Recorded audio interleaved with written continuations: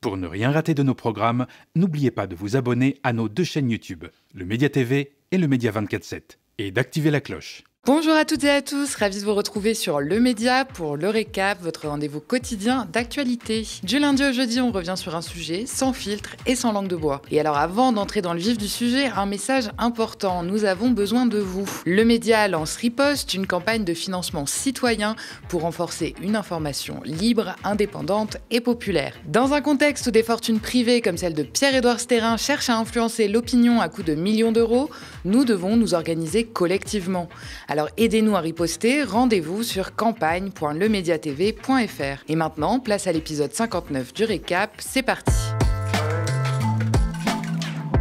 La liste des prétendants à la présidentielle de 2027 s'allonge encore. C'est désormais au tour de Dominique de Villepin de se positionner. L'ex-premier ministre de Chirac fait un retour aussi inattendu que spectaculaire sur la scène médiatique depuis quelques mois. Et ce n'est pas seulement pour commenter l'actualité, il a décidé d'entrer dans l'arène avec un mouvement tout neuf, la France humaniste, et une ambition dévoilée pour la prochaine présidentielle. Gaulliste pur jus, homme de droite assumé, Villepin surprend et séduit une partie de la gauche, notamment grâce à ses prises de position sur Gaza, à contre-courant de sa propre famille politique. Sa stratégie est désormais clairement affichée, se poser en rassembleur au-dessus des partis, au-dessus des clivages. Ça ne vous rappelle rien ? Le coup du ni de droite ni de gauche ? On nous l'a déjà fait. Une ficelle usée par Macron dont on sait désormais que trop bien ce qu'elle cache.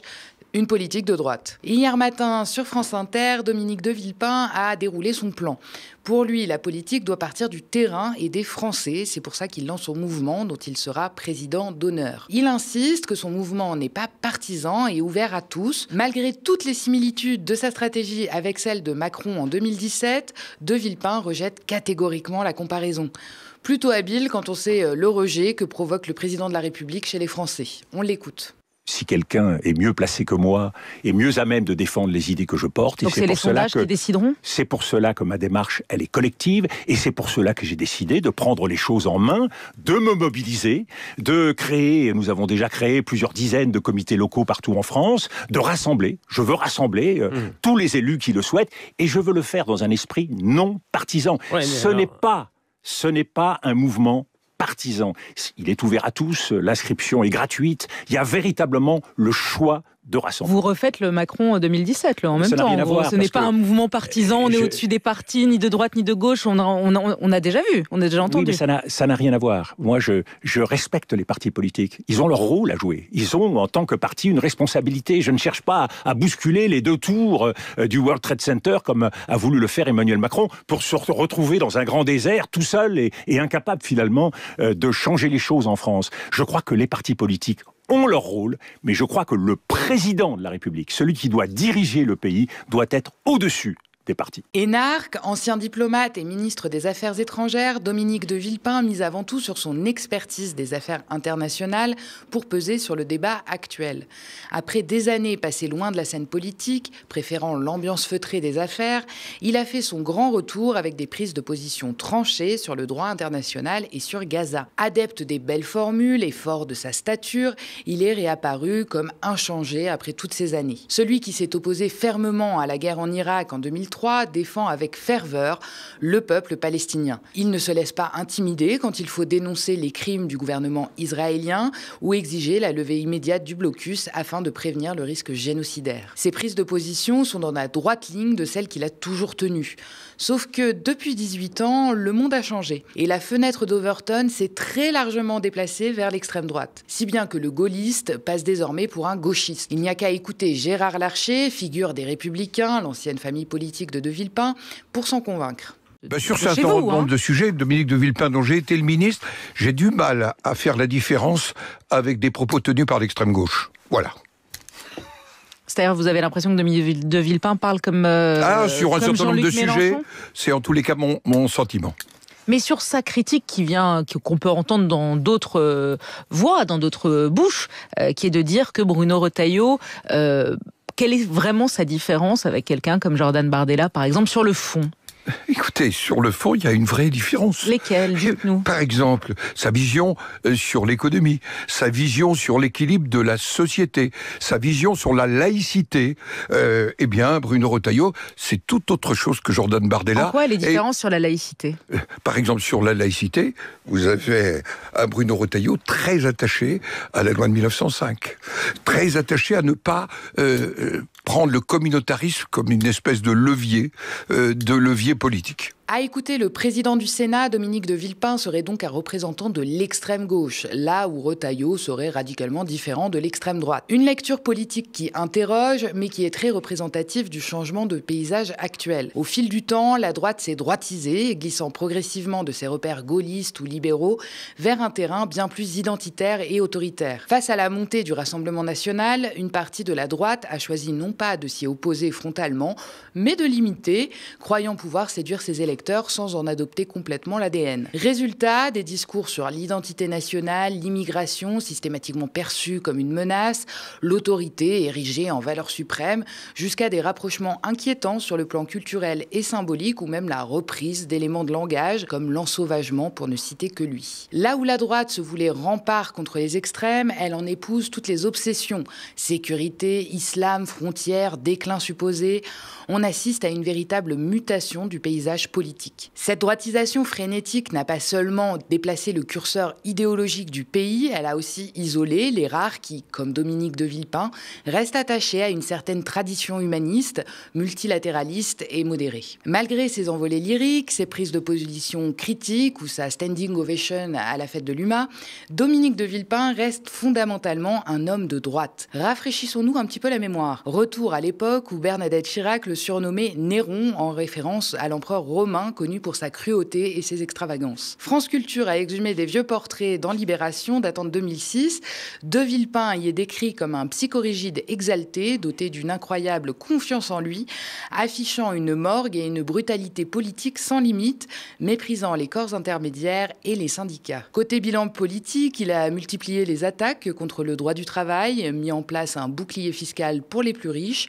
C'est aussi l'homme qui a privatisé les autoroutes et amorcé la privatisation de Gaz de France, celui qui a instauré l'état d'urgence en 2005 face aux émeutes de banlieue après la mort de Ziad Ebouna, l'homme qui a tenté d'imposer le contrat première embauche, qui visait notamment à faciliter les licenciements sans motif après un interminable bras de fer souvent violent contre la jeunesse. Un précurseur de ce qu'on ne connaît désormais que trop bien. Je n'ai aucune honte, assumait-il devant la rédaction de Marianne à la mi-mars. Avec le lancement de son mouvement et de son retour annoncé en politique, De Villepin semble un peu plus nuancé vis-à-vis du passé. Il a changé, nous dit-il. Je le cite, « Depuis mon départ de Matignon en 2007, j'ai eu 18 ans pour réfléchir, tirer les leçons, oublier tout orgueil et ambition personnelle. » Encore faut-il le croire sur parole, parce qu'il ne donne pas beaucoup à voir sur son projet politique actuel. Il s'est contenté de quelques mots sur la dernière réforme des retraites d'Elisabeth Borne. On l'écoute. Le conclave a échoué, ce qui montre bien que le problème est beaucoup plus profond que nous le croyons. Fondamentalement, la réforme des retraites a cassé l'esprit de réforme dans ce pays et créé une défiance des Français vis-à-vis des projets portés par les politiques. Et c'est pour cela que je proposerai, dans la perspective de 2027, que nous fassions 3 avancées. La première, c'est que nous reprenions le projet de la réforme à points, puisque c'est une réforme qui peut être plus lisible et plus juste. Pardon, ça veut dire que vous seriez au pouvoir aujourd'hui, vous arriveriez au pouvoir en 2027, vous abrogez la réforme des 64 ans ? Absolument. Et je crois qu'il faut arrêter de parler d'un âge légal, 64 ans, pour se concentrer sur le respect d'un certain nombre d'années, d'un certain nombre d'annuités, et donc sortir de ce traumatisme. Vous reprenez la retraite à points de la CFDT ? Je reprends la retraite à points parce que je crois que cette retraite à points introduit plus de lisibilité et plus de justice. Dominique de Villepin se prononce donc en faveur de l'abrogation de la réforme des retraites actuelles pour l'instauration de la retraite à points, un vieux serpent de mer en politique. Emmanuel Macron l'a vanté d'ailleurs en son temps. En gros, tout au long de votre vie professionnelle, professionnel, vous accumulez des points et au moment de partir à la retraite, ces points sont convertis en pension. Plus vous avez de points, plus vous aurez une pension élevée. Une mesure d'apparence technique et indolore, mais qui cache en fait une grosse arnaque. Le point n'aura pas de valeur définie, mais celle-ci fluctuera en fonction de la démographie, de la croissance ou d'autres critères. François Fillon, à l'époque où il était lui aussi candidat à la présidence, l'avouait lui-même, je le cite. « Le système par points, ça permet en réalité une chose qu'aucun homme politique n'avoue, ça permet de baisser chaque année la valeur des points et donc de diminuer le niveau des pensions. » En Suède, où ce système a été mis en place, on remarque qu'au fil des années, les retraites diminuent comme peau de chagrin, ne permettant plus une vie digne. Une aubaine pour les assureurs, puisque le but de tout ça est notamment de favoriser l'essor des fonds de pension à la française. De Villepin a beau vanter la justice sociale, il y a fort à parier que nous n'en ayons pas la même définition. Gardons d'ailleurs à l'esprit que les promesses de campagne n'engagent que ceux qui veulent bien y croire. Souvenez-vous de ce que disait Macron en 2017. Dans les 5 ans à venir, moi je ne propose pas de décaler l'âge de départ à la retraite. Ça n'est pas juste et les sacrifiés, ce sont ceux qui ont aujourd'hui autour de 60 ans. D'ailleurs, à l'époque de la loi travail, qui détricotait les acquis sociaux des travailleurs, Dominique de Villepin a apporté son soutien au gouvernement Macron. C'était il y a bientôt 8 ans. Écoutez. Nous avons besoin de plus de flexibilité, de plus de souplesse en ce qui concerne notre réglementation. Et nous avons besoin en même temps de donner plus de protection, parce qu'il faut rassurer des Français qui sont parfois en grande souffrance et en grande difficulté dans notre pays. Pour se créer un segment électoral, Dominique de Villepin ne réinvente rien. Il reprend les mêmes poncifs que les autres, renvoyant dos à dos LFI et le RN. Selon ses propres mots, il se décrit comme la solution pour ne pas être, je cite, prisonnier d'un clivage entre la radicalité de LFI et celle du RN, entre ceux qui prônent la révolution et ceux qui défendent la contre-révolution nationale. Sur France Inter, quand on l'interroge sur ses éventuelles alliances dans la perspective d'un gouvernement qu'il devra constituer, de Villepin botte en touche. Et il noie le poisson dans des litres et des litres de digressions dont il a le secret. On écoute. Avec qui pourriez-vous gouverner? Qui serait votre Premier ministre, votre ministre des Affaires étrangères, votre ministre de l'économie?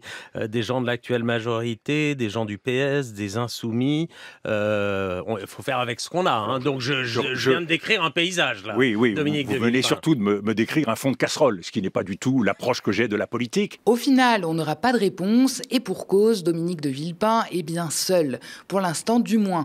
Difficile d'aller glaner dans son ancienne famille politique, chez les Républicains, qui viennent d'élire massivement Bruno Retailleau à la tête du parti. Ce dernier devrait d'ailleurs, lui aussi, se positionner dans la course à la présidentielle. Selon de Villepin, Retailleau entraîne les Républicains dans une dérive identitaire. Il ajoute que le Vendéen engage notre pays dans une course-poursuite avec le RN en essayant de cocher un certain nombre de cases qui n'ont aucun effet sur le plan national, mais qui ouvrent un certain nombre d'incendies. Et ce n'est pas mieux quand il critique son action en tant que ministre de l'Intérieur. Je le cite à nouveau, Bruno Retailleau devrait s'atteler à la responsabilité qui est la sienne, qui est la sécurité des Français et de renvoyer les OQTF qui présentent un danger. Encore une fois, derrière le ni de gauche ni de droite, on retrouve les classiques de la droite, quand bien même le nouveau candidat à la présidence martèle qu'il n'est pas pour, je cite, la surenchère ni sécuritaire ni budgétaire, mais pour une politique d'équilibre et de mesure. Un peu moins à droite que Retailleau, c'est toujours bien à droite. Au sein des Républicains, de Villepin pourrait séduire les esseulés, ce qu'il reste de l'aile gauche du parti,